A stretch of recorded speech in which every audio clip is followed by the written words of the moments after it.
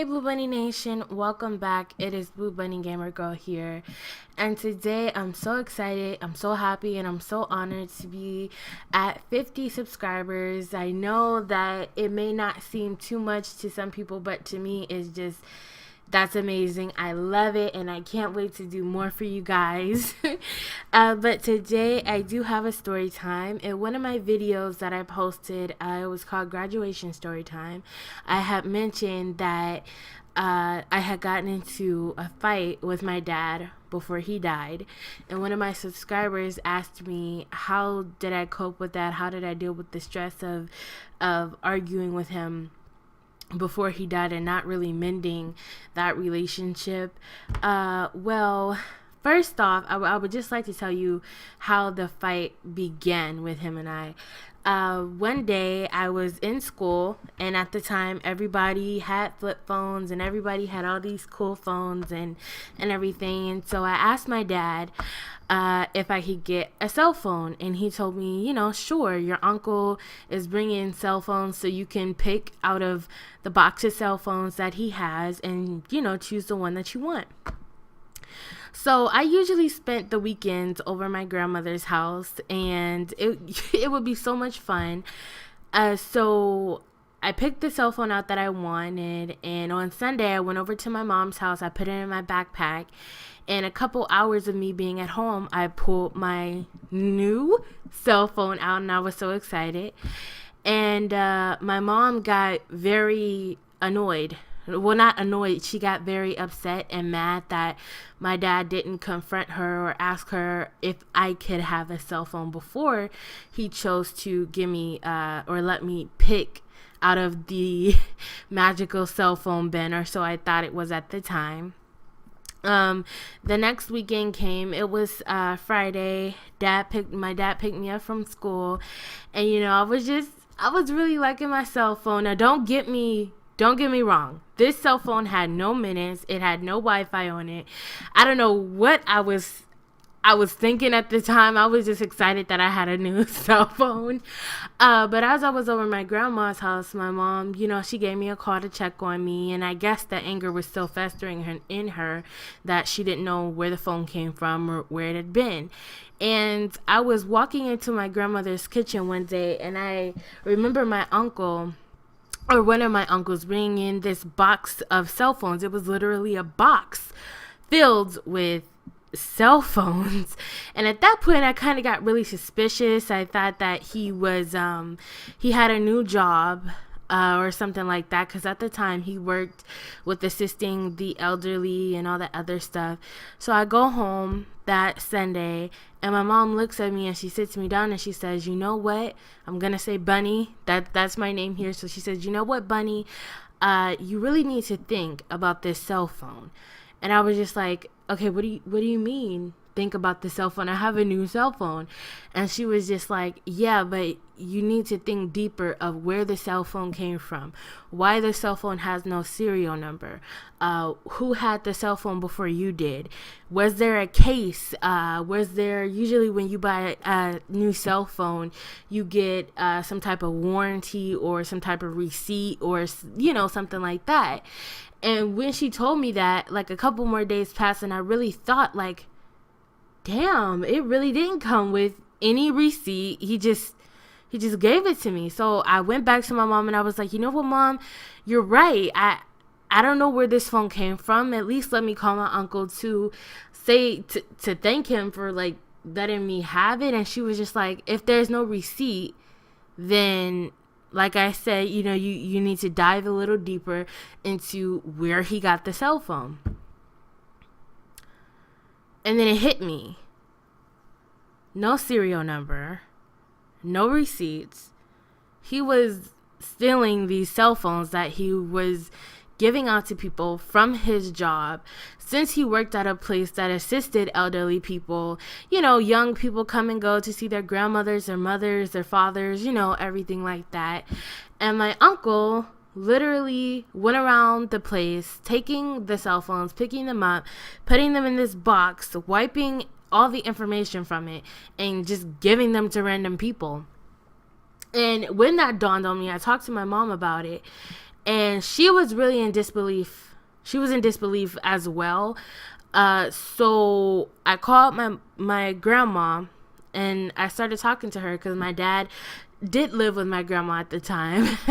I called my grandma and I told her how I felt he got the cell phone. And you guys, I respected my grandmother. I did not disrespect her because I honored her for the woman that she was. So when I called her, it was all respect, and it was more on the levels of wonder, more like, Grandma, I'm just calling because, a thought had dawned on me.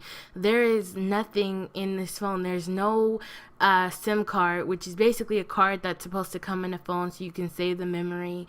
The serial number that's supposed to be in the back of the phone where you remove the lid and you can see all this information about the phone. Everything is scratched off. When I turned on the phone, it said that all the memory data was erased, so I know it wasn't a brand new phone. And I was just wondering, like, where did it come from? I'm not trying to, say anything about Uncle, but I just really want to know for my safety and for, us as a family, is it safe to trust where he got these phones? And I'm surprised she didn't really understand what I was saying. She got really, really defensive, and that made me become more suspicious at where this phone actually came from. And at the time, I was very, I cared about my family, and my family, I thought, cared about me. So I wanted to protect them and make sure that they were safe in all aspects at the time, because, I was like 13, 14, I loved my family at the time, and I just wanted to make sure that having that phone wouldn't put anybody in danger, since all of these other suspicions followed me having the phone. She started calling me these names that I never even, thought she would have called me. And so I guess she got too upset about it, and she handed the phone over to my dad. And my dad got on the phone, and he was just like, you know what, Bunny? Okay, you're trying to tell me that my brother stole phones from the nursing home place that he works at. And I'm like, Dad, if there's no receipt, there's nothing. I could get in trouble for this. If I'm at school and there's somebody who has, or if there's somebody who is looking for their cell phone that just so happened to go to our uncle's nursing home, and I don't know, let's just say they came to our school to check if it was there. I don't know why, but this was, my mental state at the time when I was talking to my dad. And I'm like, I could get arrested because this could be a stolen cell phone. Like, I'm surprised you're not caring for my safety and my well-being. And I'm surprised you didn't, like, have your mind open a little bit, to that idea, because he does have a negative past. He's very manipulative. So for him to have a closed mind about it and not even take any of the suspicions into consideration from his daughter, that put two and two together to realize these may be stolen phones. And I'm wondering about my safety, because if somebody has an anger problem that's looking for their cell phones, and I'm on the cell phone walking down the street coming home from school, and they decide that's my cell phone, I'm gonna go get it back, and in whatever way possible, that could have happened. And he was just so closed-minded about it, which was very surprising to me. You didn't even ask him where's the information and where the phone came from.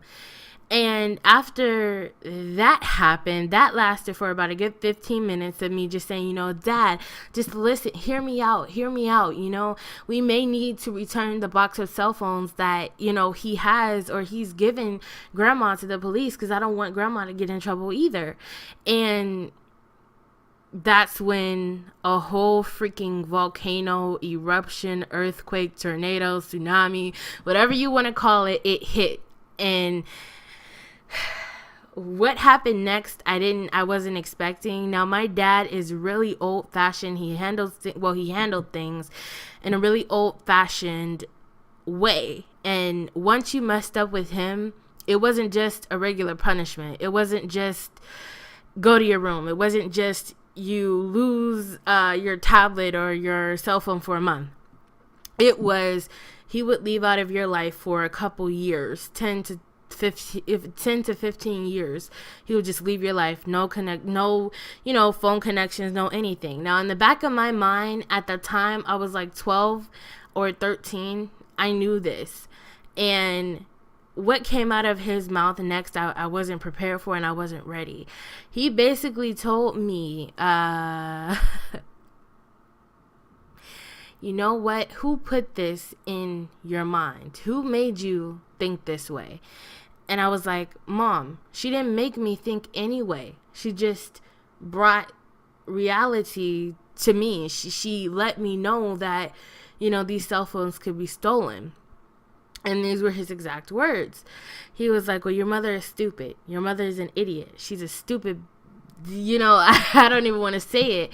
And I was like, Dad, how could you say something like that? And at the time, my house phone was on speaker, and my mom was sitting, right next to me, and she was listening to our conversation. And I was shaking. My hands were shaking. I was in tears because I couldn't believe he just said that. And what I knew I had to do next, I knew it would take my dad out of my life for basically the rest of my life. And I had two sides to pick. At 12 and 13 years old, I had the side of my mom or the side of my father. And so I stood up and I said, you know what, Dad? Don't you ever in your life think about talking to my mother, the woman who brought me into this world, who sat in labor pushing me out. Don't you ever in your life think about disrespecting my mother like that again. Now, some people could say that I handled the situation wrong. I handled the situation in a way that was not appropriate. I disrespected him. But at the time, even now, I look at my mother as the best woman in the world. I look at her as my role model. I look at her. Yeah, we do have a lot of arguments. We do have a lot of back and forths. But, at the time, being 12 and 13 or 14, I'm not exactly sure what age, that was hard. That was a very hard decision for me to make. And after that happened, he just went quiet for a few seconds. And when he spoke again, he said, I don't ever want you coming to your grandmother's house. I don't ever want you talking to your grandmother. I never want you talking to me. I don't want to see you. I don't want to know how you are. Don't ever contact me. And as he was going through like this list of his rules or his duties for me at the time, I felt my mind slowly crawling back into this dark hole and this dark mentality of just being afraid and scared. I'm about to cry even thinking about it right now. It's like, Dad isn't going to be there to pick me up from school. I'm not going to be able to get his bear hugs anymore. I'm not going to be able to talk to him anymore about my day or ask him what I'm supposed to do when I see a boy that I have a crush on, or, what guy, after you get a certain age, you start wondering different things about boys, and your dad is supposed to be there to talk to you, protect you, love you, and nurture you. After that conversation, he hung up in my face, and I called back, and no answer. Weeks passed, days passed, months passed. I called back, there was no answer, and I tried. And that went on for about a couple more years. And if you would like to know what happened next, stay tuned for part 2 of this video, because there definitely will be a part 2 to tell you guys how I went through this, what happened next, and thank you so much, Blue Bunnies. And until next time, you guys, Blue Bunny Nation lives forever.